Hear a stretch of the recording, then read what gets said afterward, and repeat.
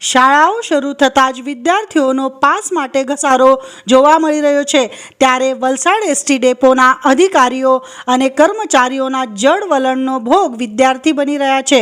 વિદ્યાર્થીઓને અગવડતા ન પડે અને સહેલાઈથી પાસ મળી રહે તેવી વ્યવસ્થા ગોઠવવાના બદલે એસટી ડેપોના અધિકારીઓ વિદ્યાર્થીઓ સાથે બેહુદું વર્તન કરતા હોવાની ફરિયાદો ઉઠવા પામી છે। ટોકન લીધા બાદ પણ 5-7 કલાક સુધી વિદ્યાર્થીઓને પાસ મેળવવા માટે લાઇનમાં ઊભું રહેવું પડી રહ્યું છે, તો અસંખ્ય વિદ્યાર્થીઓને તો ટોકન માટે પણ રીતસરના વલખા મારવા પડી રહ્યા છે।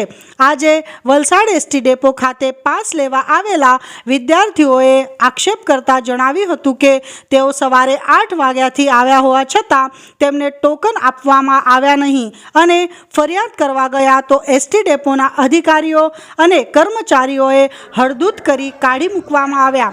વિદ્યાર્થીઓની માંગ એ છે કે વિદ્યાર્થીઓનો ઘસારો જોતા પાસ ઇસ્યુ કરવા માટે વધારાની બારી ખોલવા જોઈએ। અપડેટ ન્યૂઝ માટે જોતા રહો અભય ટાઈમ્સ, સબસ્ક્રાઇબ કરો અને બેલ આઇકોન જરૂરથી વગાડો।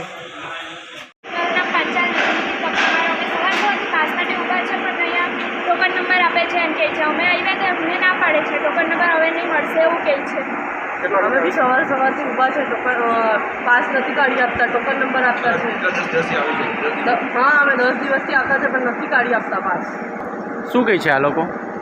ટોકન નંબર આપે છે ને પછી કે કાલે આપશું એમ કરીને કાલ કરીને કાઢી નથી આપતા અમને પાસ।